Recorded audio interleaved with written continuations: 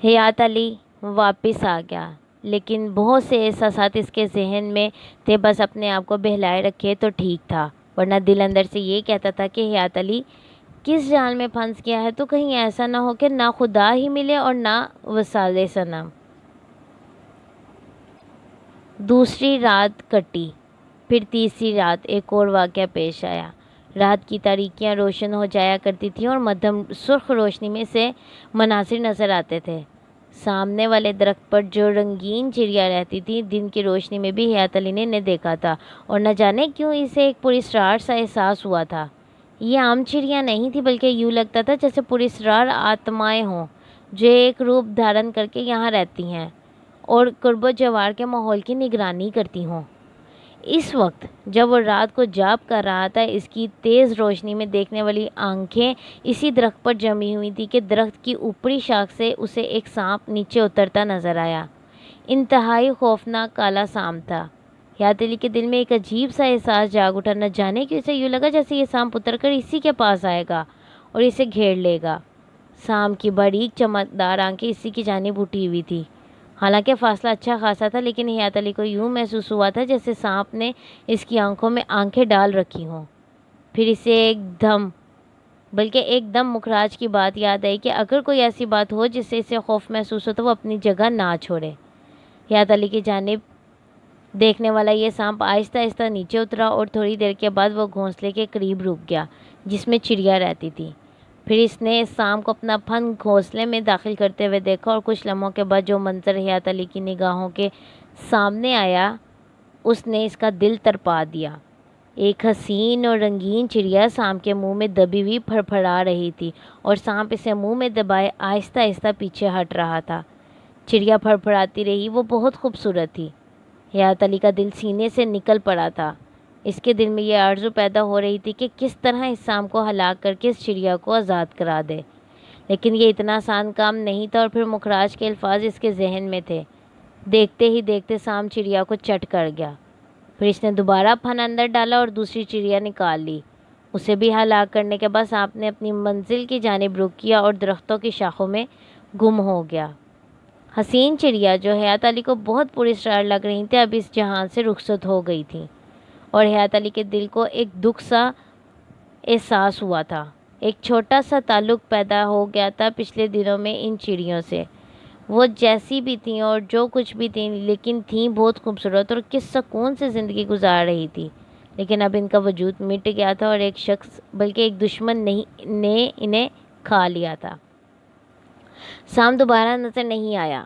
بمشکل تمام حیات علی نے اپنے دل و دماغ کو قابو میں کیا اور اپنا وہ جاپ پورا کرتا رہا، یہاں تک کہ چاند نے سر ابھارا اور اس نے جاپ ختم کر کے اپنی جگہ کی راہ لی، لیکن اس دن کے بعد سے دوبارہ سے کوئی چیخ نہیں سنائی دی۔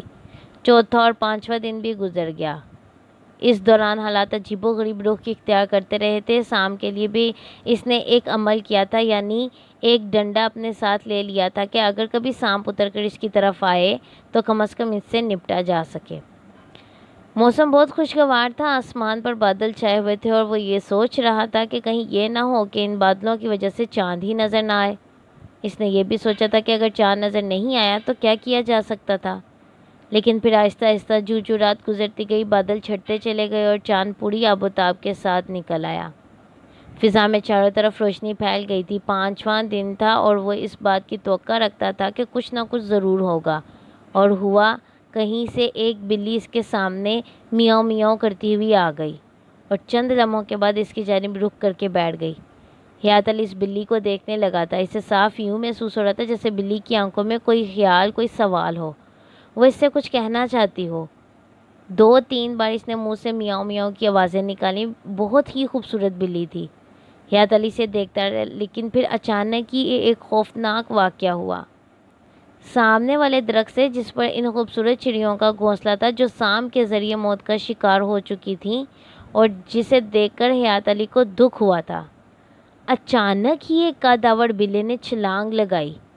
کالے رنگ کا یہ بلّا بڑی لمبی چھلانگ لگا کر بلی پر آ کودا تھا۔ بلی اپنی جگہ سے اٹھ کر بھاگی اور بلّا گڑاتا ہوا اس کے پیچھے دوڑا۔ حیات علی نے خوفزدہ نگاہوں سے دیکھا کہ وہ بلّا عام جسامت سے کہیں زیادہ تھا۔ اور بہت ہی تندرست معلوم ہوتا تھا۔ دیکھتے ہی دیکھتے اس نے بلی پر چپٹا مارا اور اس کی گردن اپنے دانتوں میں دبوچ لی۔ حیات علی کے ہاتھوں میں لرزش پیدا ہو گئی۔ ایک لمحے کے لیے اس کی انگلیوں میں ایسے لگا جیسے جان ہی نہ ہو۔ اس کا دل، اس کے ہاتھ کانپنے لگے۔ اس کا دل چاہا کہ اٹھ کر کھڑا ہو جائے اور اس خوبصورت بلی کو بچائے جو اب بلے کے جبڑوں میں دبی ہوئی تڑپ رہی تھی۔ بلا اسے بری طرح جھنجھوڑ رہا تھا اور دیکھتے ہی دیکھتے بلی خون میں نہا گئی۔ بلے نے اس کی ٹانگیں چبا ڈالی اور تھوڑی دیر کے بعد وہ اس کے پورے بدن کو چٹ کر گیا۔ اب زمین پر خون کے چھینٹوں اور بلی کی کھال کے چھوٹے چھوٹے ٹکڑوں کے علاوہ اور کچھ نظر نہیں آ رہا تھا، جبکہ کالے بلے کا منہ خون سے رنگین ہو گیا تھا اور اس کے ساتھ ہی اس کی جسامت بھی کافی بڑھ گئی تھی۔ بلی کو ہضم کرنے کے بعد وہ لمبی زبان نکال کر اپنے منہ پر لگا خون چاٹنے لگا۔ تبھی اس کی گول گول خوفناک آنکھیں حیات علی کی جانب اٹھیں اور وہ اس طرح ٹھٹک کر رک گیا جیسے پہلی بار اس نے حیات علی کو دیکھا ہو۔ نہ جانے کیوں حیات علی کے بدن میں سرد لہریں دوڑنے لگیں۔ بلے کی آنکھوں سے ایسا محسوس ہو رہا تھا جیسے وہ اپنے شکار کو تاک رہا ہو۔ پھر اس نے دونوں پاؤں نیچے دبائے اور اس طرح ہو گیا جیسے حیات علی پر چھلانگ لگانا چاہتا ہو۔ حیات علی کے اوسان خطا ہو گئے۔ اس نے سوچا کہ یہ کیا مصیبت آئی۔ وہ آہستہ آہستہ دبے قدموں سے اس کی جانب بڑھنے لگا اور حیات علی کے اعصاب کشیدہ ہوتے چلے گئے۔ اس کے دل میں اپنے تحفظ کا خیال بیدار ہو گیا تھا اور وہ سوچ رہا تھا کہ اگر بلے نے چھلانگ لگائی تو اسے کیا کرنا ہوگا۔ بلا کئی قدم آگے بڑھا اور اس طرح حیات علی کو تاکتا رہا جیسے موقع ملتے ہی اسے بلی ہی کی طرح بلکہ بلی ہی کے انداز میں چبا ڈالے گا۔ بلا 2-3 منٹ تک وہاں کھڑا رہا اور پھر اچانک ہی عقب سے چاند نمودار ہو گیا۔ حیات علی کو ایک دم اس کا احساس ہوا تھا، چنانچہ وہ سنبھل گیا اور اس کے بعد اس نے بلے کی جانب چھلانگ لگا دی۔ بلے نے اسے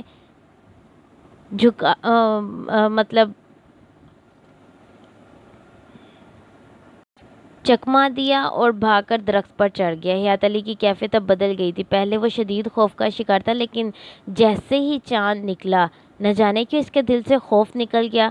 بلے پر اس کا غصہ انتہائی شدید تھا۔ وہ درخت کے پاس جا کھڑا ہوا اور اس کی نگاہیں بلے کو تلاش کرتی رہیں۔ وہ اس کے لیے تیار تھا کہ اگر بلا اوپر سے چھلانگ لگائے تو وہ اس کی ٹانگیں پکڑ کر چیر ڈالے۔ پھر اسے ایک دم احساس ہوا کہ یہ درخت ہے ہی نحوست کی جڑ۔ اس کمبخت پر ساری خونخوار بلائیں رہتی ہیں۔ سانپ بھی اسی درخت پر اترا اور بلے نے بھی بلی پر ایسے ہی چھلانگ لگائی تھی۔ بلا اب کہیں نظر نہیں آ رہا تھا اور حیات علی کو یوں لگ رہا تھا جیسے بلا درختوں کی ان شاخوں میں چھپ کر بیٹھ گیا ہو۔ کافی دیر درخت کے نیچے کھڑا رہا لیکن بلا نظر نہیں آیا۔ ایک لمحے کے لیے حیات علی کا دل چاہا کہ وہ درخت پر چڑھ کر اسے تلاش کرے، لیکن پھر اپنی دلیری کو اس نے اپنے سینے میں دبا دیا۔ درخت مصیبتوں کی جڑ تھا، کیا فائدہ کسی مصیبت میں پھنس جائے۔ وہاں سانپ بھی ہیں اور بلا بھی، اس کے علاوہ نہ جانے کیا کیا اور بلائیں اس درخت پر ہوں، کیونکہ وہ درخت کالے جادو کا مرکز ہے۔ تب وہ آہستہ آہستہ آگے بڑھنے لگا۔ اس نے سوچا کہ جب وہ دوبارہ نظر آئے تو دیکھ لے گا۔ وہ آہستہ آہستہ آگے بڑھ رہا تھا۔ اچانک اسے اپنے عقب سے سرسراہٹیں محسوس ہوئیں۔ اس نے فوراً پیچھے پلٹ کر دیکھا، پھر اسے یوں لگا جیسے اس پر برف کی سل آ پڑی ہو۔ سارے رونگٹے کھڑے ہو گئے تھے۔ اس نے دیکھا کہ بلا آہستہ آہستہ اس کے پیچھے چلا آ رہا ہے اور اس سے زیادہ فاصلے پر نہیں ہے۔ حیات علی کے حلق سے ایک دھاڑ سی نکلی اور وہ عجیب اعصابی کشمکش کی کیفیت میں بلے کی جانب دوڑ پڑا، لیکن وہ اس کے پلٹتے ہی پھر بھاگ گیا تھا۔ حیات علی نے کچھ دور تک اس کا تعاقب کیا، لیکن وہ کمبخت بھاگ کر درخت پر چڑھ گیا تھا۔ حیات علی ابھی سوچ ہی رہا تھا کہ اسے کیا کرنا چاہیے کہ اچانک ہی تیز ہوا چلنے لگی۔ ہوا ایک دم تیز ہو گئی تھی اور درخت کے پتے آپس میں بج کر ایک عجیب سی ہولناک آواز پیدا کر رہے تھے۔ اس نے گردن جھٹکی اور تیز تیز قدم اٹھاتا ہوا واپس پلٹ پڑا۔ تھوڑی دیر کے بعد ہی وہ اپنی رہائش گاہ کے قریب پہنچ گیا تھا، لیکن آج پھر اس کا دل لرز گیا۔ وہ نسوانی چیخیں آہستہ آہستہ ابھر رہی تھیں۔ ایک نسوانی آواز تھی جو کہہ رہی تھی، نہیں، تمہیں بھگوان کا واسطہ نہیں، مجھے مت مارو، دیکھو مجھے مت مارو۔ پھر یوں لگا جیسے کسی نے اس کا منہ بند کر دیا ہو۔ یہ آوازیں بڑی دردناک تھیں۔ کوئی کسی کو مدد کے لیے پکار رہا تھا۔ حیات علی نے بمشکل تمام اپنے آپ کو روکا تھا، لیکن نہ جانے کیوں یہ نسوانی آواز اسے ایک بے کلی کا شکار لگ رہی تھی۔ اچانک ہی اسے ثنا کا خیال آیا اور ایک دم اس کے وجود میں ایک سنسنی سی دوڑ گئی۔ کیا ثنا بھی ایسی ہی کسی کیفیت کا شکار ہوگی؟ کیا یہ آواز ثنا کی تو نہیں؟ اس بات نے اس کے ذہن میں آگ سی بھرا دی۔ وہ اپنی جگہ سے اٹھا اور دیوانہ وار ادھر سے ادھر دوڑنے لگا۔ تھوڑے ہی فاصلے پر ایک اور ایسی ہی جگہ بنی ہوئی تھی جسے مکان کہا جا سکتا تھا۔ یہ مکان پہلے بھی وہ دیکھ چکا تھا اور اسے اس بات کا اندازہ تھا کہ مخراج اسی مکان میں رہتا ہے۔ وہ بے اختیار دوڑتا ہوا اس مکان تک پہنچ گیا۔ دروازہ باہر سے بند تھا۔ اس نے دروازے پر ایک زوردار لات ماری اور دروازہ ایک تیز دھڑدھڑاہٹ سے کھل گیا۔ اس نے سامنے کی طرف دیکھا۔ مخراج ایک مرگ شالہ پر بیٹھا ہوا تھا۔ یہاں اور کوئی نہیں تھا، لیکن مخراج کی پشت پر ایک دروازہ نظر آ رہا تھا، اور ایک اور چیز جو اسے نظر آئی وہ ایک رنگین دوپٹہ تھا جو مخراج سے کچھ فاصلے پر پڑا ہوا تھا۔ اندر تیز روشنی ہو رہی تھی۔ دفعتاً ہی اندر سے دروازے پیٹنے کی آوازیں ابھری اور وہی دردناک آواز سنائی دی، کھول دو بھگوان کے لیے، دروازہ کھول دو۔ مخراج ایک دم اٹھ کر کھڑا ہو گیا۔ اس نے پیچھے کی آواز پر تو توجہ نہیں دی تھی، البتہ اس کی خونخوار نگاہیں حیات علی پر جمی ہوئی تھی۔ تو یہاں کیوں آ گیا؟ اندر کون ہے؟ میں پوچھتا ہوں یہاں کیوں آ گیا؟ مخراج گرایا۔ اور میں پوچھتا ہوں اندر کون ہے؟ وہ دروازے کی جانب بڑھا تو مخراج نے دونوں ہاتھوں سے اس کا راستہ روک لیا اور بولا، دیکھ، اپنی موت کو آواز مت دے، یہ کالا جال ہے، تو ان چکروں میں مت پڑ۔ مخراج، اندر کوئی لڑکی بند ہے، اندر بہت سی بلائیں بند ہے، تو اس کی چھان بین مت کر اور اس کی چنتا مت کر، اور تو نے جو کچھ کیا ہے نا، اس کی سزا بھگتنی ہوگی تجھے۔ بھوگ ودیا بچوں کا کھیل نہیں ہے، اپنی مرضی سے تو بھوگ ودیا کا گیان کر رہا ہے۔ ایسا کوئی کام تو نے کیا تو تجھے نہیں پتا کہ تو کیسی بڑی مصیبت میں گرفتار ہو جائے گا۔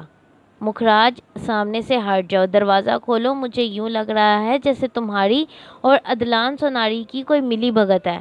ثنا یہی اندر موجود ہے، دروازہ کھول دو۔ میں نے تجھ سے کہا تھا کہ بھوگ ودیا کا گیان کرتے ہوئے تجھے بہت سی پھٹکاریں سنائی دیں گی اور بہت سی ایسی آوازیں ملیں گی۔ بھٹک گیا تو سمجھ لے گیا کام سے۔ اپنی بکواس بند کر کے مجھے دروازہ کھولنے دے، ورنہ میں تیرا حلیہ خراب کر دوں گا۔ حیات علی کے بدن میں بجلیاں کوند رہی تھیں۔ وہ آگے بڑھا اور اس نے ایک زوردار گھونسا مخراج کے منہ پر رسید کیا اور مخراج اچھل کر ایک دیوار سے ٹکرایا۔ حیات علی نے دروازے کے قریب پہنچ کر اس کی زنجیر ہٹائی اور دروازہ کھول دیا۔ اندر بھی تیز روشنی پھیلی ہوئی تھی، لیکن کمرہ بالکل خالی تھا، وہاں کسی کا کوئی وجود نہیں تھا۔ حیات علی پاگلوں کی طرح چاروں طرف دیکھنے لگا۔ اندر کوئی اور دروازہ بھی نہیں تھا۔ ماحول بالکل صاف شفاف تھا، دیواریں سپاٹ، فرش بالکل ٹھنڈا اور صاف۔ اب اسے ذرا سا تردد ہونے لگا، کیا واقعی یہ کوئی جادوئی آواز تھی؟ یہاں تو کوئی بھی نہیں ہے۔ وہ واپس پلٹا اور دروازے سے باہر نکل آیا۔ اسے یہ احساس تھا کہ اس نے مخراج کے ساتھ زیادتی کر ڈالی ہے۔ وہ ایک شاندار باکسر تھا اور مخراج کے جبڑے پر جو گھونسا پڑا تھا وہ عام گھونسا نہیں تھا۔ ہو سکتا ہے مخراج کے کچھ دانت بھی ہل گئے ہوں۔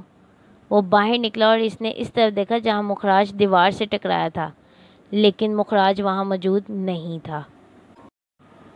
حیات علی نے یہی سوچا تھا کہ اس کا گھونسا کھانے کے بعد مخراج یہیں کہیں ادھر ادھر ہو گیا ہے۔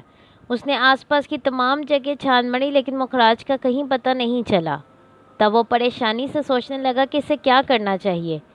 یہیں مٹ کے آس پاس مخراج کی تلاش کر کے اس کے سامنے اس سے معافی مانگے اور بھوگ ودیا کے 13 پاٹ پورے کرے، یا پھر یہاں سے چل پڑے۔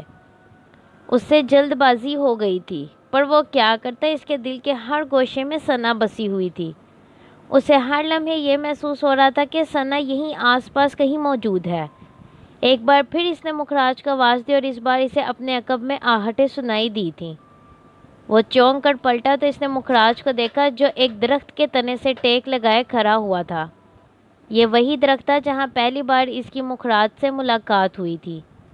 اس نے 2 قدم آگے بڑھ کر کہا، مجھ سے غلطی ہو گئی ہے مخراج، میں معافی چاہتا ہوں تم سے۔ معاف کر دیں گے بالک، معاف کر دیں گے، پر بڑا برا ہو گیا، ہمارے ساتھ نہیں تیرے ساتھ۔ اب تو کال کانٹ کی جانب سفر کرے گا۔ بھاگ بھاگ کی بات ہے، تم سسروں کے بھاگ میں کچھ لکھا ہی نہیں ہے تو ہم کیا کریں؟ ارے باولے، دین دھرم سب بہلاوے کی باتیں ہیں۔ منیش کے ہاتھ میں شکتی ہو تو اس کا دھرم سب سے اونچا۔ اس شکتی کے کئی روپ ہیں، کہیں یہ دولت کی شکل میں ہوتی ہے تو کہیں بھوگ ودیا کی شکل میں۔ سارے راستے ایک ہی سمت جاتے ہیں۔ وہ سسرا ڈاکو تھا، کہیں ڈاکہ مارا تھا اس نے، پولیس کی بہت بڑی تعداد سے بھنٹ ہو گئی تھی، سارے ساتھی مارے گئے، وہ خود بھاگ کر یہاں آ پہنچا اور میرے پاس چھپا رہا۔ پولیس اس کی تلاش میں آئی مگر میں نے اسے اندھا کر دیا۔ اسے سامنے بیٹھا ڈاکو نظر نہیں آیا، وہ چھپا رہا کئی دن۔ مسلمان تھا اور ہمیں بھوگ ودیا کے پاٹھ کے لیے ایک مسلمان کے اندر یہ شکتی اتارنی تھی۔ ہم نے اسے بھوگ ودیا کی پیشکش کی اور اس نے یہ پیشکش قبول کر لی۔ سسرے کا دین دھرم پہلے ہی خراب تھا، کرتا رہا بھوگ ودیا، پہلے پاٹھ سے گزر گیا، 7 پاٹھ پورے کر لیے، 8ویں پاٹھ میں اسے پوتھی نظر آنے لگی۔ جب اسے پتہ چلا کہ کنس پوتھی حاصل کرنے کے بعد یوں سمجھو کہ پارس پتھر ہاتھ لگ گیا، آ گیا کمینہ لالچ میں۔ 3 پاٹھ رہ گئے تھے بھوگ ودیا کے، پورے کر لیتا تو ایسی بہت سی کٹس پوتیاں، یعنی بہت سی اس طرح کی شکتیاں اس کے پاس ہوتی، پر چور تھا نا، چوری اس کے خون میں رچی ہوئی تھی۔ کنس پوتھی لے کر بھاگ نکلا۔ یہ بات پتہ نہیں تھی سسرے کو کہ کنس پوتھی کو بھی 5 دن اسے پاس رکھنا پڑتا ہے اور ایک جاپ کرنا پڑتا ہے اس کے لیے، ورنہ وہ غیر کے ہاتھوں میں بیکار ہوتی ہے۔ اس نے اس کے 2-4 کرشمے دیکھے اور سوچا کہ اب اسے یہاں رکنے کی ضرورت نہیں ہے۔ بھوگ ودیا ماننے کے بعد اس نے کنارہ کشی اچھی نہیں ہوتی، چنانچہ وہ یہاں سے بھاگ گیا اور تھوڑے دن کے بعد کنس پوتھی خود بخود اس کے پاس سے نکل گئی اور واپس اپنی جگہ آ گئی۔ وہ تو خیر چور تھا، چوری کر کے بھاگا تھا، مگر تو نے تو میرا ایمان کیا ہے، ملے گا تو خیر کیا تجھے؟ ہاں یوں سمجھ لے جو ملے گا اسے جیون بھر یاد رکھے گا۔ پاپی منیش کے اندر بڑا لالچ ہوتا ہے، ایک کام کی بجائے 6 کام کرنا چاہتا ہے۔ بات سن، عدلان سوناری راجہ ہدایت خان کی حیثیت سے یہاں آیا تھا، پر بھگا دیا ہم نے اسے۔ تیری پریمکا بھی اسے نہیں ملی تھی، وہ اسی کی تلاش میں یہاں آیا تھا، یہاں سے ایک گیان لے کر اس کے پیچھے گیا ہے، اور ہو سکتا ہے اب وہ اسے مل بھی گئی ہو، پر تو اس تک نہیں پہنچ سکے گا کیونکہ تو نے اپنے گرو پر ہاتھ اٹھایا ہے، تجھے گرو کا شراب ضرور ملے گا۔ دیکھو مکھراج، مجھے کچھ نہیں چاہیے، نہ مجھے کنس پوتھی چاہیے اور نہ بھوگ ودیا کا گیان۔ مجھ سے غلطی ہوئی ہے، میں تمہاری ہر بات مان رہا تھا، اور دیکھ لو میں نے کس طرح 7 پاٹھ پورے کر لیے ہیں۔ پاپی یہ ایک ایسا گیان تھا جس سے کالے جادو کی اہمیت کی وضاحت ہوتی ہے۔ باقی 4 پاٹھ جو تجھے کرنے تھے ان میں بھوگ ودیا تھی، اور اگر بھوگ ودیا کے 4 پاٹھ کر لیتا تو پھر تو دیکھتا کہ عدلان سوناری تیرے حکم پر تیری پریمکا کو تلاش کر کے تیرے چرنوں تک پہنچا دیتا۔ پر پاپی ہے تو، اب دیکھ میں تیرے ساتھ کیا سلوک کرتا ہوں۔ مکھراج نے شدید غصے کے عالم میں کہا اور دونوں ہاتھ فضا میں بلند کیے۔ اچانک ہی گڑگڑاہٹ سی پیدا ہوئی اور اس کے بعد فضا میں دھوئیں کا طوفان امڑ آیا، چاروں طرف دھواں ہی دھواں پھیل گیا اور ہر چیز اس دھوئیں میں گم ہو گئی۔ حیات علی نے دونوں آنکھوں پر ہاتھ رکھ لیے، ایک ہلکی سی جلن کا احساس ہوا تھا، پھر رفتہ رفتہ تیز ہواؤں کے ساتھ دھواں تحلیل ہونا شروع ہو گیا۔ حیات علی نے ایک اور منظر دیکھا، وہ بالکل ہی مختلف جگہ کھڑا ہوا تھا، نہ وہ مٹھ تھا نہ وہ ماحول، بلکہ جس جگہ وہ کھڑا ہوا تھا وہاں سرسبز و شاداب کھیت پھیلے ہوئے تھے اور کافی فاصلے پر ایک بستی نظر آ رہی تھی جو کچے پکے مکانوں پر مشتمل تھی، کوئی قصبہ تھا شاید۔ حیات علی خاموش نگاہوں سے اس ماحول کو دیکھتا رہا، اسے دکھ تھا کہ وہ راستہ بھٹک گیا تھا، مگر یہ بھی خدا کا احسان تھا کہ اس نے اسے کالے علم سے بچا لیا تھا، جبکہ کالے علم کو سیکھنے والوں کا ایمان ختم ہو جاتا ہے۔ بہرحال اب اس کے 2 اور دشمن بن گئے تھے، مکھراج اور بھوگناتھ، لیکن کچھ الفاظ اسے بڑی تقویت دے رہے تھے جو مکھراج نے غصے کے عالم میں کہے تھے۔ اس نے کہا تھا کہ عدلان سوناری ثنا کو نہیں پا سکا، اس کا مطلب ہے کہ ثنا اب عدلان سوناری کی قبضے میں نہیں ہے اور اس کے چنگل سے نکل گئی ہے۔ بہرحال زندگی تو تلاش ہی کا نام ہے، زندگی میں ہر لمحے انسان کچھ نہ کچھ تلاش کرتا رہتا ہے، میری تقدیر میں ثنا کی تلاش ہے، ثنا ہے تو میں ہوں۔ ٹھیک ہے ثنا، میں تمہیں پانے کے لیے بے شک حد درجہ آگے بڑھ گیا ہوں، لیکن تمہیں پا نہیں سکتا تو تمہیں تلاش تو کر سکتا ہوں۔ حیات علی نے قدم آگے بڑھا دیے۔ ثنا کچھ بہتر محسوس کر رہی تھی۔ یوسف علی خان نے جس محبت کا اظہار کیا تھا وہ بڑی خوشکن بات تھی۔ ثنا کو یہ اندازہ تو ہو گیا تھا کہ وہ جس جال میں پھنسی ہے اس کی تار آسانی سے نہیں ٹوٹے گی، بہت وقت لگے گا اس میں۔ کچھ بددل بھی ہو گئی تھی حالات اور ماحول سے، چنانچہ سوچ رہی تھی کہ پرخطر راستے پر بھاگنے کی بجائے سب سے پہلے اپنے آپ کو محفوظ کیا جائے۔ اب جو کچھ کرنا ہے خود ہی کرنا ہے۔ آخرکار ٹرین ایک اسٹیشن پر رکی، یہاں سہولت پور کا بورڈ نظر آیا تھا۔ اس دوران یوسف علی خان کے ملازمین وغیرہ سامان سنبھالتے رہے۔ چھوٹا اسٹیشن تھا اس لیے ٹرین یہاں زیادہ نہیں رکتی تھی۔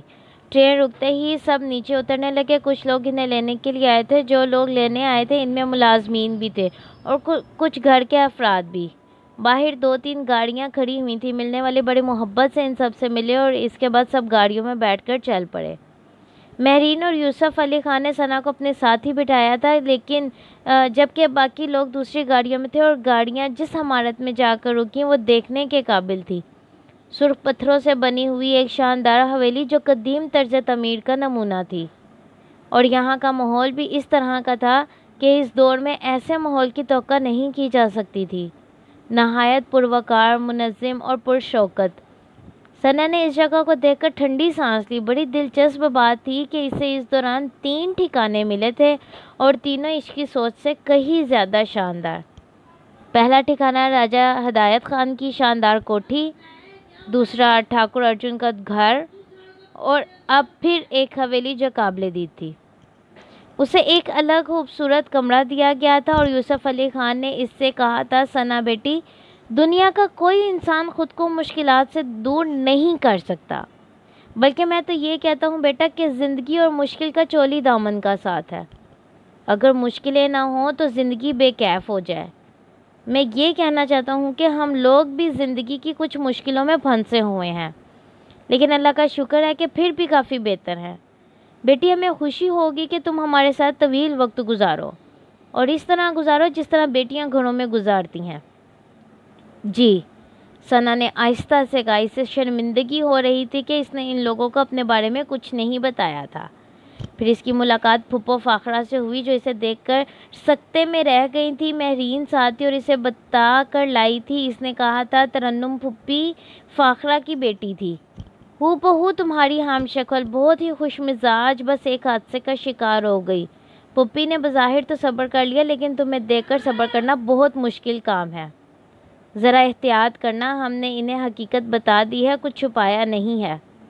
فاخرہ بیگم دیر تک ثنا کو دیکھتی رہیں اور پھر انہوں نے ایک ٹھنڈی سانس لے کر کہا، بیٹی یہ ٹھیک ہے، نہیں سڑتا کوئی جدائی میں، اور نہیں مرتا کوئی جدائی میں۔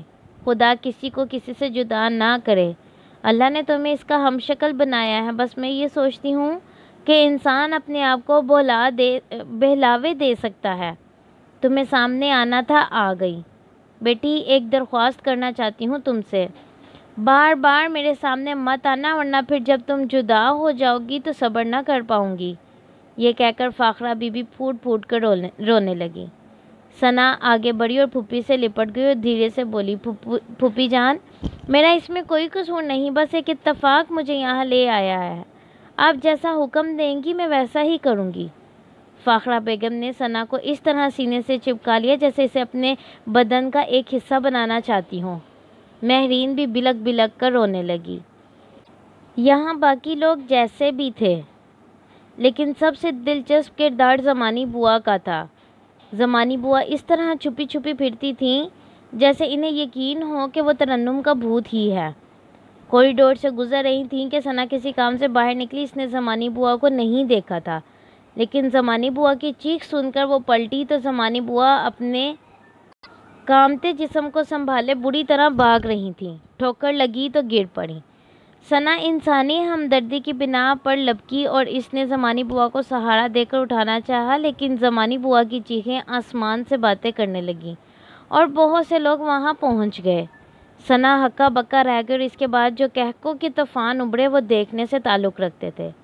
اسی طرح کے 2-3 واقعات ہو چکے تھے اور سنا کوشش کر رہی تھی کہ کم سے کم زمانی بوا کے سامنے آئے۔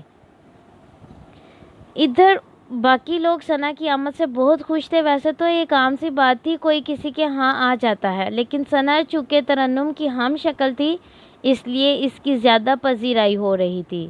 خود یوسف علی خان اس کے زیادہ سے زیادہ قریب رہتے تھے اور اسے بار بار اپنے پاس بلوا لیا کرتے تھے۔ یہ دولت مند لوگوں کا گھرانہ تھا، بڑی رئیسانہ شان تھی یہاں کی۔ مہرین اس کی بہت اچھی دوست بن گئی تھی۔ سنا کو بس ایک خوف تھا کہ کہیں عدلان سوناری یہاں تک نہ پہنچ جائے۔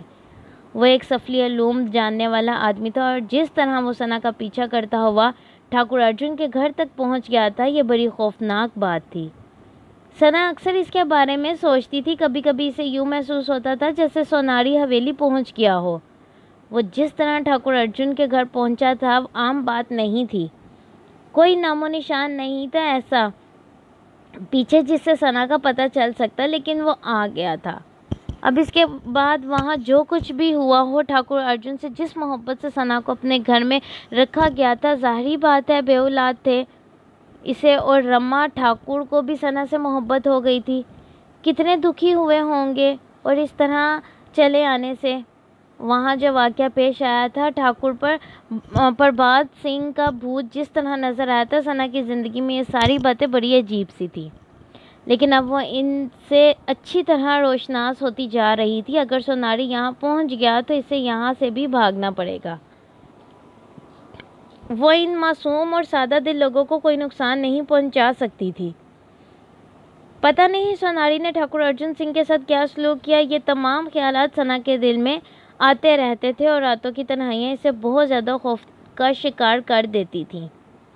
مہرین کی آنکھوں میں اس کے لیے اکثر سوال ابھر آتا تھا اور سنا سوچتی تھی کہ یہ لوگ کیا سوچتے ہوں گے اس کے بارے میں۔ یہاں کھا رہی ہے، پی رہی ہے، عیش سے رہ رہی ہے اور اپنے بارے میں بتانا پسند نہیں کرتی۔ نہ جانے کیا کیا خیالات ان کے دلوں میں آتے ہوں گے۔ ایک دن اس نے مہرین سے پوچھ لیا، میرے بارے میں تم لوگوں کا کیا خیال ہے؟ مہرین نے مسکراتی نگاہوں سے اسے دیکھا اور بولی، کیوں پوچھ رہی ہو؟ سوچتے تو ہو کہ تم لوگ دیکھو بعض اوقات کردار اندر کی شخصیت کا اظہار تو کر دیتے ہیں۔ سنا، تمہیں بتاؤں سب کا میرے ہی نہیں دادا ابو کا بھی یہی خیال ہے کہ 2 چیزیں ہیں، تمہارے ساتھ کی شادی شدہ ہو اور ساس سسر یا شوہر کے مظالم سے تنگ آ کر بھاگی ہو، یا پھر کوئی ایسا واقعہ ہے جو ہم سب ایک بات سوچتے ہیں، تمہاری شخصیت بری نہیں ہو سکتی، تم اپنے آپ کو جس لیے چھپا رہی ہو وہ تمہاری مجبوری ہوگی، ورنہ تم اس طرح کی نہیں ہو، ہمیں ضرور بتا دیتی۔ سنا کی آنکھوں میں آنسو آ گئے، کہنے لگی، مہرین میں تمہیں سچ سچ بتاؤں، نہ میرے کردار میں اللہ کے فضل و کرم سے کوئی ایسی خرابی ہے جس سے میری آنکھیں شرمندگی سے جھک جائیں، نہ میں کسی عشق و محبت کا شکار ہو کر گھر سے نکلی ہوں۔ بس یوں سمجھ لو کہ ایک حادثے کا شکار ہوئی ہوں اور اس حادثے نے ایک خوفناک دشمن میرے پیچھے لگا دیا ہے۔ وہ گندے علوم کا ماہر ہے اور میرا تعاقب کر رہا ہے۔ اگر کبھی دادا ابو سے تمہاری کوئی بات ہو تو صرف ایک بات انہیں بتا دینا کہ میں ان کے لیے کسی بدنامی کا باعث نہیں بنوں گی، نہ اس گھرانے کے لیے کسی تکلیف کا باعث۔ خدارا میرے بارے میں کوئی بری بات مت سوچنا۔ یار ایک بات سنو، دادا ابو بہت صاف ستھرے ذہن کے مالک ہیں، انہوں نے جو کچھ کیا ہے اپنے پیار اور اپنی محبت سے کیا ہے۔ ایک دفعہ بات ہو رہی تھی ہماری، کہنے لگے، بیٹا دنیا میں انسان کے ساتھ نہ جانے کیا کیا مسائل لگ جاتے ہیں، وہ اگر ہم سے کبھی کوئی مدد چاہے گی تو ہم اسے تنہا نہیں چھوڑیں گے۔ سنا خاموش ہو گئی۔ یہاں اچھا خاصا وقت گزر رہا تھا، سنا سب سے بے تکلف ہوتی جا رہی تھی، لے دے کر بس زمانی بوا تھی جو اچھے خاصے چلتے پٹری سے اتر جاتی تھی۔ پھر اچانک ہی حویلی میں صفائی ستھرائی ہونے لگی اور پتہ چلا کہ کوئی مہمان آ رہا ہے۔ سنا نے موقع ملتے ہی مہرین سے پوچھا، کوئی خاص مہمان ہے؟ ہاں، برابر کے گاؤں سے شہریار آ رہے ہیں۔ شہریار خان کوئی عزیز ہیں؟ نہیں، بس ایسے ہی ہیں، مہرین نے کہا اور سنا چونک کر اسے دیکھنے لگی۔ بحرین کے الفاظ میں کچھ تھا، لیکن چہرے پر خوشی کا وہ تاثر نہیں تھا جو کسی پسندیدہ مہمان کے آنے پر ہوتا ہے۔ وہ گھٹے گھٹے سے الفاظ میں ثنا کو بتا رہی تھی۔ ثنا اسے دیکھتی رہی، پھر بولی، سچی بات یہ ہے مہرین کہ تم سے کتنی گہری دوستی ہو گئی ہے، لیکن اب بھی میری ہمت نہیں پڑتی کہ تم سے وہ باتیں کروں جو ذاتی ہوتی ہیں۔ ایسی باتیں کر کے دل اور دکھاؤ گی، مہرین نے گلوگیر لہجے میں کہا۔ پھر بتاؤ، تمہارے چہرے کا تاثر مجھے عجیب سی کیفیت میں مبتلا کر رہا ہے۔ مہرین تھوڑی دیر خاموش رہی، پھر بولی، شہریار میرے لیے یہاں آتے ہیں۔ تمہارے لیے؟ ہاں، انہوں نے میرا رشتہ مانگا ہے اور دادا ابو نے ابھی کوئی فیصلہ کن بات تو نہیں کی، لیکن کرنا پڑے گی۔ دادا ابو نے مجھ سے بات کی تھی۔ مہرین کے لہجے میں شدید افسردگی تھی۔ خدارا مجھے تفصیل بتاؤ پلیز، یہ محسوس کیے بغیر کہ میں کون ہوں۔ یار ثنا، تم ایسی باتیں کیوں کرتی ہو؟ اب تو تم بہت کچھ ہو ہمارے لیے، تو پھر بتاؤ مجھے۔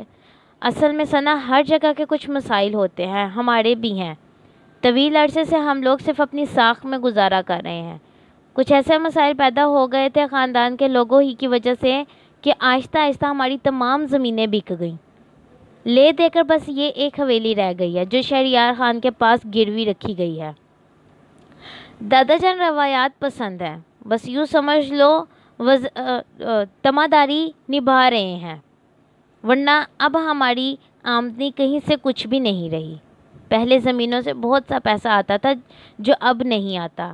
شاید تمہیں یہ سن کر دکھ ہوگا کہ بہت سے قیمتی نواردات، بہت سی قیمتی اشیاء خفیہ طریقے سے فروخت کی جا چکی ہیں۔ اس سلسلے میں ہمارے سب سے بڑے رازدار فراز ہیں، وہی دادا ابو کے لیے سارے کام کرتے ہیں۔ فراز کون ہے؟ فراز کا یوں سمجھ لو ہمارے خاندان سے انتہائی قدیم تعلق ہے۔ ان کے دادا ابو کے گہرے دوست تھے اور اولاد ابو کی زمینوں کی دیکھ بھال بھی وہی کرتی تھی۔ پھر یہ کام فراز کے والد نے سنبھال لیا۔ میرے امی ابو ایک حادثے کا شکار ہو کر مر گئے۔ دادا جان نے ہی میری پرورش اور کفالت کی۔ ہمارا ایک عجیب سا مسئلہ ہے، ہمارے پاس بس اب کچھ نہیں ہے، لیکن کیا تم یقین کرو گی کہ ہم سے منسوب ایک قدیم خزانہ آج تک ہمارے خاندان کی روایت بنا رہا ہے۔ یہ روایات سینہ بسینہ منتقل ہوتی رہی ہیں۔ بڑی عجیب کہانی ہے، بس یوں سمجھ لو کہ ایک روایتی سا قصہ۔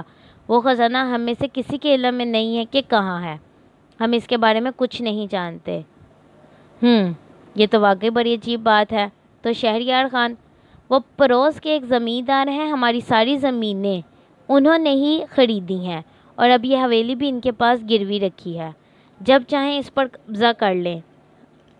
میرے امیدوار ہیں اور دادا ابو کو پیشکش کر دی کہ حویلی ہمیشہ ان کی ملکیت رہے گی اگر میری شادی ان سے کر دی جائے۔ ثنا افسوس بھرے انداز میں یہ ساری داستان سنتی رہی، پھر بولی، آدمی کیسے ہیں؟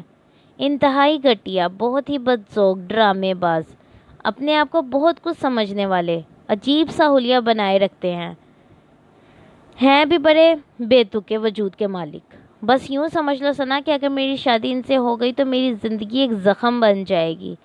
یہ زخم میں کسی کو دکھا تو نہیں سکوں گی، لیکن تم دیکھ لینا یہ ناسور بن کر مجھے ختم کر دے گی۔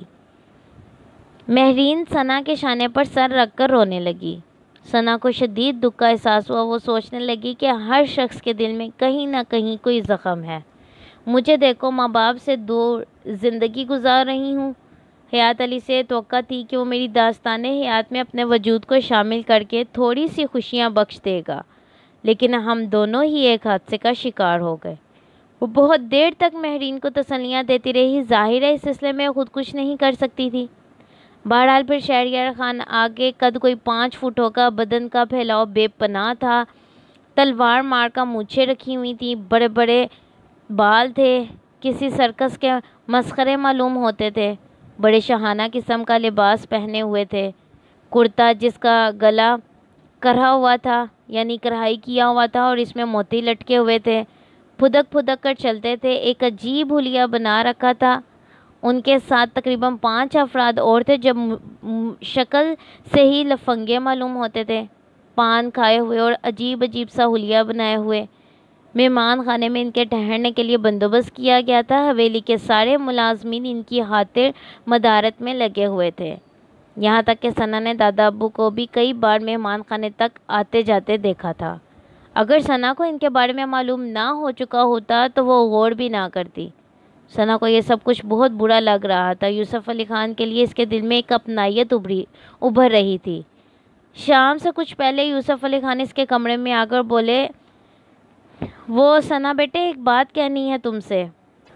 آپ نے کیوں تکلیف کی دادا ابو؟ کسی ملازم کے ہاتھ مجھے بلوا لیا ہوتا۔ ثنا نے احترام سے کہا، وہ بیٹے کچھ مہمان آئے ہیں۔ جی مجھے معلوم ہے، شہریار مہرین کے منگیتر ہیں۔ جی لیکن ان کے ساتھ جو لوگ آئے ہیں وہ اچھے نہیں ہیں۔ جی میں چاہتا ہوں کہ تم ان کے سامنے نہ آؤ۔ مہرین کی تو مجبوری ہے، وہ ان کے سامنے آئے گی کیونکہ شہریار یہی چاہتا ہے، لیکن میں نہیں چاہتا کہ تم ان کی نگاہوں میں آؤ۔ بیٹا محسوس مت کرنا، اگر وہ اچھے لوگ ہوتے تو میں سب سے پہلے تمہیں ان کے سامنے لاتا۔ جی دادا ابو آپ اطمینان رکھیں، میں ان کے سامنے نہیں آؤں گی، ثنا نے کہا۔ یوسف علی خان کے چہرے پر چھائی ہوئی بے کسی ثنا کو بڑی درد انگیز لگی تھی۔ وہ بہت دیر تک اس بارے میں سوچتی رہی۔ اپنے کمرے میں رہ کر اسے زیادہ بہتر طریقے سے سوچنے کا موقع ملا تھا۔ اب کرنا کیا چاہیے؟ کیا یہاں سے حیات علی کو فون کیا جائے، اسے اپنے بارے میں بتایا جائے؟ لیکن وہی یہ خوف دل پکڑے ہوئے تھا۔ عدنان سوناری کو ابھی تک اس جگہ کے بارے میں معلوم نہیں ہوا تھا۔ پتہ نہیں اس نے ثنا کی تلاش کے لیے کیا کیا انتظامات کر رکھے ہوں۔ یقینی طور پر حیات علی بھی اس کی نگاہوں میں ہوگا۔ تھوڑا سا غور کر لیا جائے، وقت کا انتظار کر لیا جائے، بہتر ہوگا وہ اسی طرح سوچتی رہے۔ اور پھر دوسرے دن صبح وہ بالکل اتفاقیہ طور پر چہل قدمی کے لیے نکلی تھی، اور یوسف علی خان کی ہدایت پر عمل کرتے ہوئے اس نے سامنے کی سمت رخ نہیں کیا تھا، بلکہ حویلی کے عقبی حصے میں نکل آئی تھی۔ یہاں بھی بہت خوبصورت باغ پھیلا ہوا تھا۔ ثنا کو یہ جگہ بے حد پسند تھی۔ چہل قدمی کرتی ہوئی دور نکل آئی۔ حویلی کافی وسیع و ریز تھی۔ ادھر کافی درخت زیادہ تھے اور ان پر اس وقت چڑیوں کی چہچہاہٹ اور ادھر سے ادھر آنا جانا انتہائی خوبصورت لگ رہا تھا کہ وہ ایک جگہ کھڑی ان پر نگاہیں جمائے رہی، اور اسے احساس ہی نہیں ہوا کہ 3 افراد اس سے چند گز کے فاصلے پر آ کر کھڑے ہو گئے ہیں۔ وہ چونک کر پلٹی اور دھک سے رہ گئی۔ یہ شہریار اور اس کے 2 ساتھی تھے۔ وہ ہکا بکا اسے دیکھ رہے تھے۔ پھر شہریار نے گردن گھما کر چاروں طرف دیکھا۔ اس کے چہرے پر خوف کے آثار نمودار ہو گئے۔ اس کے منہ سے آواز نکلی، یار ہریالے میاں۔ جی بھاگا، کیا یہ خاتون انسان ہے؟ پتہ نہیں، پیروں کے پنجے تو سامنے ہی ہیں۔ گدھے ہیں آپ، میں نے انہیں چڑیل تو نہیں کہا۔ نہیں بھاگا، میں بھی چڑیل نہیں کہہ رہا۔ بھاگیں، آپ بھاگیے، میں نہیں بھاگ سکتا۔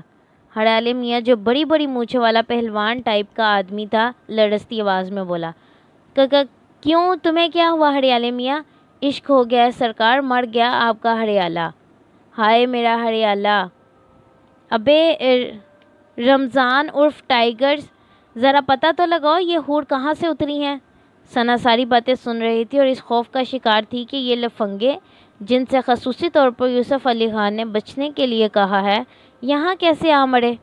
یہ تو بڑی بری بات ہوئی، کون مانے گا میں جان بوجھ کر ادھر نہیں آئی تھی۔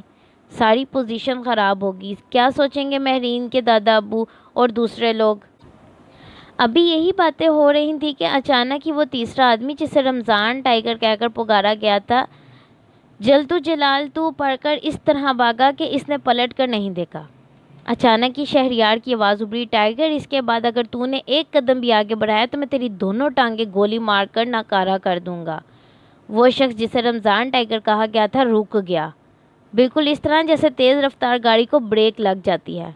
بس فرق صرف اتنا تھا کہ ٹائروں کی چرچراہٹ نہیں سنائی دی تھی۔ واپس آ جا سرکار، غور کریں۔ کیا غور کریں؟ شہریار خان نے کہا۔ سرکار صورت دیکھیں، صورت۔ رمضان ٹائگر اسی انداز میں بولا، اس کا رخ دوسری طرف ہی تھا۔ شہریار خان نے غور سے ثنا کو دیکھا اور پھر اچانک اس کے حلق سے بھی عجیب و غریب آوازیں نکل گئی۔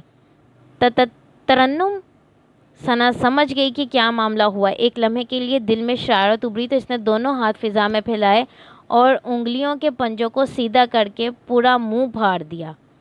شہریار خان کی حلق سے ایک دھاڑ سی نکلی اور اس کے بعد وہ پلٹ کر واپس بھاگے، لیکن ہریالے میاں سب سے آگے تھے۔ اس کا سارا عشق ہوا ہو گیا تھا۔ چند ہی لمحوں کے بعد تینوں نگاہوں سے اوجھل ہو گئے تو ثنا بھی وہاں سے واپس چل پڑی اور اپنے کمرے میں پہنچ گئی۔ اس کی حالت بڑی عجیب و غریب تھی۔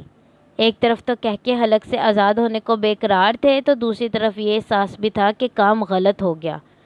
شکر تھا کہ اسی وقت مہرین نظر آ گئی، بجھی بجھی سی نظر آ رہی تھی۔ ثنا کو دیکھ کر رکی اور پھر آنکھیں پھاڑے اس کے قریب پہنچ گئی۔ ارے یہ تمہیں کیا ہوا؟ یہ چہرہ کیوں سرخ ہو رہا ہے اور یہ حلیہ؟ مہرین میرے ساتھ آؤ پلیز۔ مہرین میری بات سن لو۔ ہاں کوئی بات ہوئی ہے بتاؤ، مہرین نے کہا اور ثنا کے ساتھ اس کے کمرے میں آ گئی۔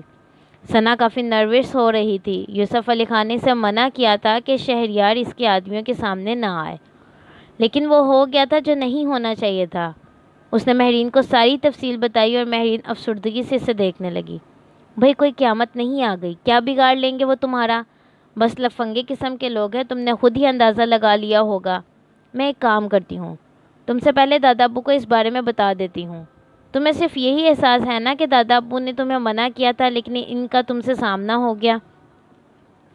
مجھے کسی کی پرواہ نہیں ہے مہرین، میں کسی سے نہیں ڈرتی۔ میں ڈرپوک نہیں ہوں، لیکن بس مجھے یہ خیال ہے کہ دادا ابو کی حکم عدولی ہو گئی۔ نہیں بالکل نہیں ہوئی، تم بے فکر رہو، میں بات کروں گی۔ ناشتے کے وقت ایک ملازمہ ثنا کے کمرے میں آ کر بولی، ثنا بی بی آپ کو دادا ابو نے طلب کیا ہے۔ کہاں؟ ثنا خوفزدہ لہجے میں بولی۔ ناشتے کے کمرے میں سب موجود ہیں، آپ کا انتظار ہو رہا ہے۔ ماما میرا؟ مجھے دادا ابو نے ہی بلایا ہے۔ اپنی طرف سے تو تم کچھ نہیں کہہ رہی؟ نہیں ثنا بی بی، ہم اپنی طرف سے کچھ نہیں کہہ رہے آپ سے۔ آئیے ہمارے ساتھ۔ ناشتے کے کمرے میں گھر کے افراد کے علاوہ شہریار خان کی پوری ٹیم موجود تھی۔ سب کرسیوں پر بیٹھے ہوئے تھے، باقی سب تو بیٹھے رہے، لیکن ہریالے میاں اٹھ کھڑے ہوئے اور زنانہ سے انداز میں بولے، توبہ آپ نے تو ڈرا ہی دیا، ذرا ایک بار پھر پانی کی بلی بن کر دکھائیے، آئیے نا ادھر۔ انہوں نے اپنے برابر کی کرسی کی طرف اشارہ کیا جہاں رمضان ٹائیگر بیٹھا ہوا تھا۔ ہریالے میاں نے اس کی کرسی میں لات مار کر کہا، ابے اٹھ، اور رمضان ٹائیگر اٹھ گیا۔ ثنا نے بے چین نگاہوں سے سب کو دیکھا تو مہرین نے غصیلے لہجے میں کہا، ادھر آ جاؤ۔ ثنا اس کے برابر والی کرسی پر بیٹھ گئی تو ہریالے میاں نے کہا، قسم ایمان کی یہ تو بڑی بے حرمتی ہے، مگر بھابھی حضور نے کہا ہے اس لیے برا نہیں مانتا، ورنہ اپن تو کان پر مکھی نہیں بیٹھنے دیتے۔ ناک پر، ٹائیگر نے اس کے سر پر تھپڑ لگاتے ہوئے کہا، ابے تو ٹھیک ہے نا، کانپور سے ناگپور کا فاصلہ ہی کتنا ہے، مکھی ہے کہیں بھی بیٹھ جائے۔ دونوں سسرے غضب کے مسخرے ہیں، ہنسا ہنسا کر پیٹ خراب کر دیتے ہیں، شہریار نے کہا۔ پھر یوسف علی خان نے سے بولے، دادا ابو تعارف کرائیے نا، ثنا میرے دوست کی بیٹی اور مہرین کی دوست ہے، مہرین کے دوست ہمارے دوست، اور ہم تو دوستیاں پکی کرنے والوں میں سے ہیں۔ آپ انہیں بتا دیں دادا ابو کہ ہم بادشاہ گھر ہیں، وہ چڑیا جو کسی کے سر پر بیٹھ جائے تو اس کی تقدیر بدل جائے۔ کچھ وضاحت نہیں کی باگا نے، رمضان ٹائیگر نے کہا، بعد میں کریں گے، ساری باتیں اس طرح تو نہیں کہہ دی جاتی، البتہ اتنا ضرور بتا دیں کہ ہم نے پیتل گھاٹی والا باغ اور سورت پور کی مشرقی زمین ہریالے میاں کو دے دی ہے، اور یہ بھی کافی بڑے زمیندار بن گئے ہیں، شہریار نے کہا۔ ثنا صبر و سکون سے ساری باتیں سن رہی تھی۔ شہریار نے پھر کہا، آپ لوگوں نے دیکھا، چلیں چھوڑے، ہم کچھ زیادہ بول رہے ہیں۔ ہاں بھائی مہرین بیگم، کوئی پیکنگ ویکنگ کا پروگرام بنائے، بلکہ کوئی پکنک کا پروگرام بنائے، شکار سے تو آپ کی دلچسپی نہیں ہے۔ مہرین بیگم کا کہنا ہے کہ بے گناہ جانوروں کو ہلاک کرنا انہیں پسند نہیں ہے۔ ساری دنیا ایک ہی کام کر رہی ہے، یہ بات وہ بالکل نہیں جانتی۔ خیر چھوڑیے، پکنک کا پروگرام بنائیے۔ دادا ابو، ایک تو یہاں مشکل یہ ہے کہ ہر کام آپ ہی کے کہنے سے کرنا پڑتا ہے، آپ ہی کو تکلیف دینا پڑتی ہے، اب بتائیے اور کس سے کہیں؟ شہریار، ٹھیک ہے، پروگرام بنا لو آپ لوگ، میں انتظامات کر دوں گا۔ ٹھیک ہے، ہم مہرین کے ساتھ مل کر سارا پروگرام طے کر لیں گے، لیکن ایک شرط ہے، یہ ثنا صاحبہ ہر قیمت پر ہمارے ساتھ جائیں گی۔ رات کو خاصی دیر تک یوسف علی خان ثنا کے پاس پہنچے تھے۔ ان کے چہرے پر سنجیدگی چھائی ہوئی تھی۔ اس کے سامنے سر جھکا کر بیٹھ گئیں۔ کیا بات ہے دادا ابو؟ کہتے نہیں بن پڑ رہا بیٹے، رونے کو دل چاہتا ہے لیکن روئے نہیں ہیں زندگی بھر، اس بھرم کو قائم رکھنا چاہتے ہیں۔ کیوں دادا ابو؟ بیٹے اس نے جتنی بدتمیزی کی ہے ہمیں پتہ ہے، اور تم نے جس صبر و سکون کے ساتھ سنا ہے ہم کیا کہیں۔ ہم نے تمہارے ساتھ تھوڑا سا اچھا سلوک کیا، یعنی تمہیں یہاں لے آئے، لیکن معاوضہ کچھ زیادہ ہو گیا۔ تمہیں ہماری وجہ سے ان لفنگوں کی بدتمیزی برداشت کرنا پڑ رہی ہے۔ نہیں دادا ابو، حقیقت مہرین نے مجھے بتا دی ہے، واقعی آپ کی مجبوری بڑی دکھ بڑی داستان ہے۔ مہرین ہمارے خاندان وقار کے لیے قربان ہونے کو تیار ہے، اگر وہ خودکشی بھی کر لے تب بھی کوئی فائدہ نہیں ہوگا۔ ریت میں چہرہ چھپا لینے سے کچھ نہیں ہوتا۔ مہرین کی تقدیر پر کالی مہر لگ چکی ہے، مگر وہ کمبخت یہیں پر ختم نہیں ہو رہا۔ تمہارے بارے میں بھی کھل کر مجھ سے بات کی ہے۔ خیر میں نے اسے بتا دیا کہ ثنا کا معاملہ دوسرا ہے، وہ ہمارے خاندان کی نہیں ہے، ہمیں معاف کرنا بیٹی، مجبوراً میں نے اسے یہ بات بتائی ہے۔ غلطی میری بھی ہے دادا ابو، آپ نے مجھے ہدایت کر دی تھی اپنے آپ کو پوشیدہ رکھوں، لیکن میں سیر کے لیے نکل گئی۔ نہ بیٹا نہ، اب یہ بتاؤ کیا کریں؟ نہیں دادا ابو، آپ کہیں تو یہ معاملہ میں ٹھیک کر لوں گی، 2 تھپڑ لگا دوں گی اس کمینے ہڑیالے کو، اوقات میں آ جائے گا۔ دادا ابو نے ایک ٹھنڈی سانس لی اور بولے کچھ زیادہ ہی غلبہ حاصل کر لیا ہے اس نے۔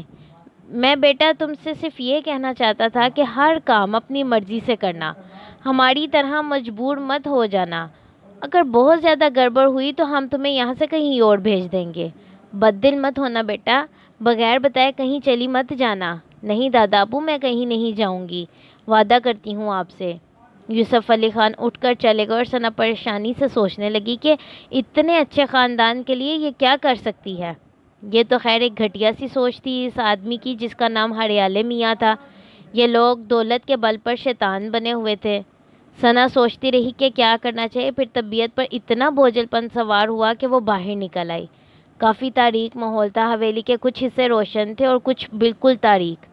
وہ اپنی وحشتوں کا شکار ہو کر کافی آگے نکل آئی اور پھر پھولوں کے پاس اسے کچھ سرگوشیاں سنائی دیں اور وہ ایک دم ٹھٹک کر رک گئی اور آنکھیں پھاڑ پھاڑ کر دیکھنے لگی کہ وہاں کوئی تھا تو کون تھا یہ اندازہ اسے نہیں ہو سکا تھا۔ حیات علی بس زندہ تھا۔ لگن کچھ زیادہ ہی شدید ہو گئی تھی۔ وہ جس قدر پریشانیاں راستے میں لے کر آ رہی تھیں اور اس کے راستے میں آ بھی رہی تھی، اس کی لگن بڑھتی ہی جا رہی تھی۔ اس نے فیصلہ کر لیا تھا کہ واپس نہیں جائے گا۔ ثنا مل گئی تو ٹھیک، ورنہ اس کی تلاش میں زندگی کا آخری لمحہ بھی ختم کر لے گا۔ جس علاقے میں وہ سفر کر رہا تھا اس کے بارے میں اسے کچھ نہیں معلوم تھا۔ چاروں طرف پہاڑی ٹیلے بکھرے ہوئے تھے۔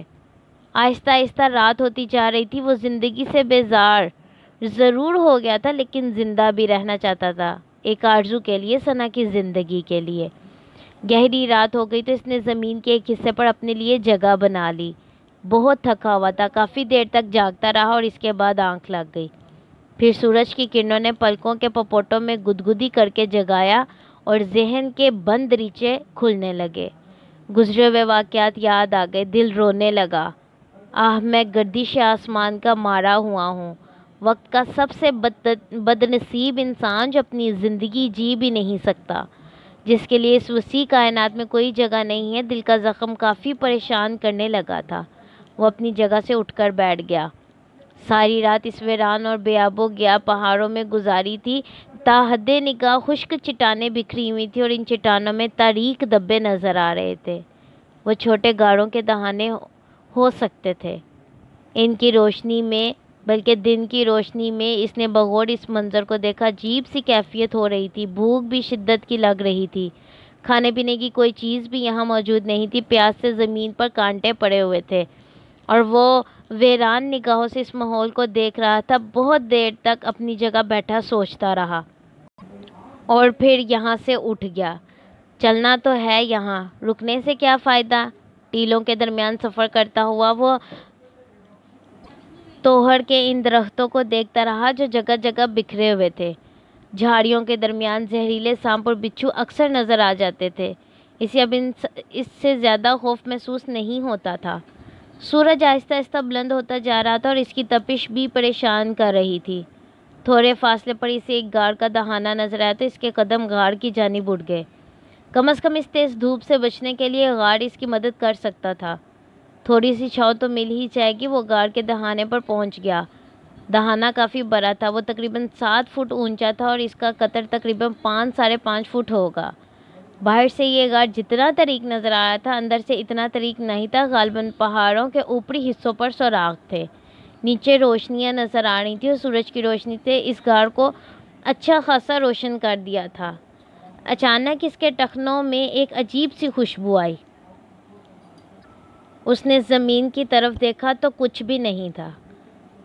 بالکل گوشت کی خوشبو پاس سے کہیں سے آ رہی تھی۔ اس کو ایسا لگا جیسے کہیں بنا ہوا گوشت قریب ہی موجود ہو۔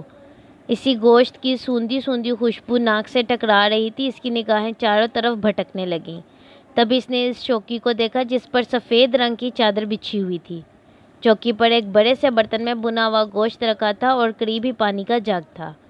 ایک لمحے کے اندر دل و دماغ نے غور کرنا چھوڑ دیا اور اس کے قدم گوشت کی جانب بڑھ گئے۔ حالانکہ بڑی عجیب سی بات تھی کہ اس جگہ پر گوشت نظر آ جائے۔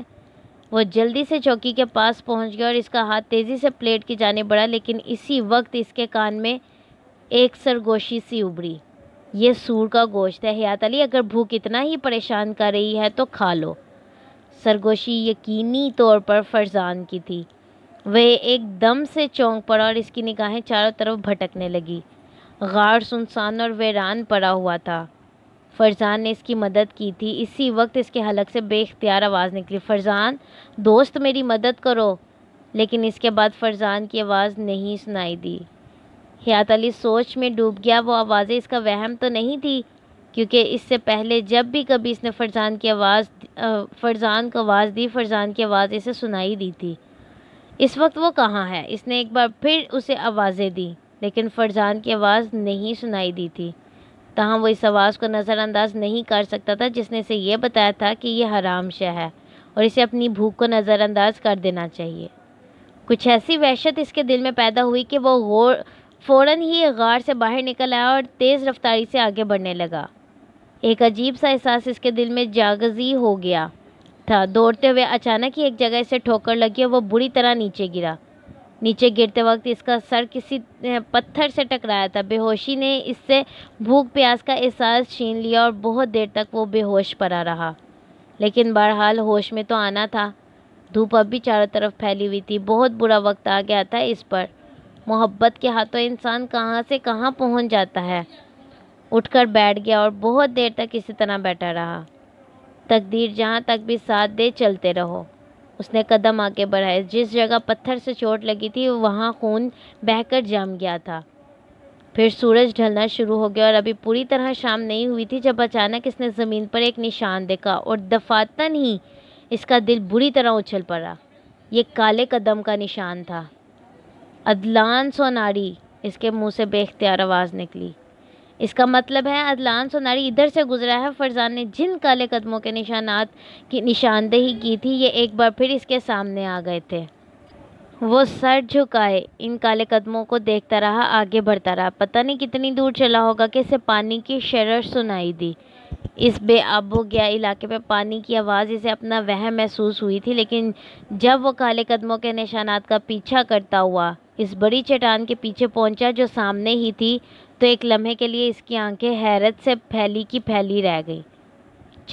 چٹان کی اوٹ سے ایک چشمہ پھوٹ رہا تھا اور ایک چھوٹا سا نالا بناتے ہوئے بہہ رہا تھا۔ چشمے کا پانی بالکل شفاف تھا۔ وہ پانی کو دیکھتا ہوا چند قدم آگے بڑھا۔ پانی صاف شفاف تھا اور اس کی تہہ تک نظر آ رہی تھی۔ پھر ایک جگہ بیٹھ کے اس نے پانی میں ہاتھ ڈال دیے۔ ٹھنڈا اور شیریں پانی تھا۔ اس نے چلو میں بھر بھر کر اسے پیا، اپنے اس زخم کو صاف کیا جو بدستور تکلیف دے رہا تھا۔ جس گرمی سے گزر کر آیا تھا اس کا دل چاہ رہا تھا کہ اس چشمے کے اندر لیٹ جائے اور اس وقت تک لیٹا رہے جب تک پورے بدن کا ایک ایک مسام ٹھنڈا نہ ہو جائے۔ لیکن ایک اور دوسری چیز نے اسے اپنی جانب متوجہ کر لیا۔ تھوڑے ہی فاصلے پر اسے کچھ درخت نظر آئے جن پر سبز رنگ کے چھوٹے چھوٹے پھل لگے ہوئے تھے۔ سیب جیسے پھلوں کی خوشبو فضا میں پھیلی ہوئی تھی اور وہ تیزی سے دوڑا۔ کم از کم قدرت کی یہ تخلیق ناپاک نہیں ہو سکتی۔ درخت زیادہ اونچے نہیں تھے۔ اس نے ایک پھل توڑ کر اسے چکھا اور پھر وہ ان پھلوں پر ٹوٹ پڑا۔ پیٹ کی آگ بجھانے کے لیے اس نے کافی پھل کھائے۔ بہرحال اس کے ساتھ اس نے ایک پھل کو توڑ کر جیبوں میں ان پھلوں کو توڑ کر جیبوں میں بھرا اور وہ کافی مطمئن سا ہو گیا۔ کم از کم زندگی کی نوید تو ملی تھی، پھل اور پانی۔ اللہ تعالیٰ نے کہیں بھی اپنے بندوں کو نعمتوں سے محروم نہیں رکھا۔ بدن میں توانائی آ گئی تھی۔ ایک بار پھر اس نے زمین پر جھک کر کالے قدموں کے نشانات کو تلاش کیا اور انہیں دیکھ کر آگے بڑھنے لگا۔ سورج سر پر سے گزر چکا تھا اور شام کی کھجلاہٹیں نمودار ہوتی جا رہی تھیں اور اس کے بعد آہستہ آہستہ رات چھا گئی۔ وہ ادھر ادھر نگاہیں دوڑانے لگا۔ اسے احساس ہوا کہ سنگلاخ اور بے آب و گیا چٹانیں سرسبز شاداب علاقے میں تبدیل ہوتی جا رہی ہیں۔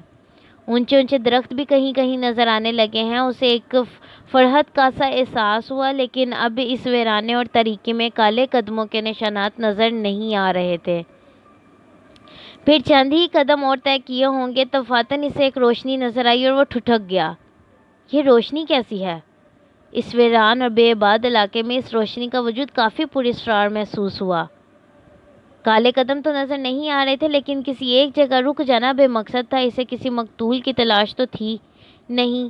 زندگی کا جو مقصد تھا، اس کے لیے جتنا بھی سفر ہو جائے، چنانچہ وہ اس روشنی کی مرکز کی طرف بلکہ مرکز کی تلاش میں چل پڑا۔ اس سفر کا اختتام ایک ایسی جگہ ہوا جہاں خوبصورت پتھروں کی ایک محراب بنی ہوئی تھی اور اس محراب کے ایک طرف وہ چراغ روشن تھا جس کی روشنی اسے دور سے نظر آئی تھی۔ اس نے دلچسپی سے آگے نگاہیں دوڑائیں۔ محراب کے عقب میں اسے خوبصورت منظر نظر آئے جو دور تک پھیلے ہوئے تھے۔ ان کے ساتھ کوئی 4 فٹ اونچی دیوار کا احاطہ تھا۔ اس ویرانے میں اتنی حسین جگہ کوئی تجسم ہی ہو سکتی تھی۔ وہ بے اختیار آگے بڑھ گیا۔ اتنا حسین منظر آنکھوں کے سامنے تھا کہ سوچنے سمجھنے کی قوتیں سلب ہو جائیں۔ حسین طرز تعمیر کی ایک بارہ دری سرسبز و شاداب گھاس جس پر پھولوں کے کنج سنگ مرمر کی بینچیں جا بجا پڑی ہوئی ہیں۔ پھر کچھ فاصلے پر ایک چبوترا اور پھر ایک عمارت کا ایک بڑا سا چوبی دروازہ۔ حیات علی چبوترے پر چڑھ گیا۔ اچانک چرچراہٹ کی ایک آواز کے ساتھ بڑا دروازہ کھلنے لگا اور حیات علی کی دل کی دھڑکنیں تیز ہو گئیں۔ نہ جانے اب کیا ہونے والا تھا۔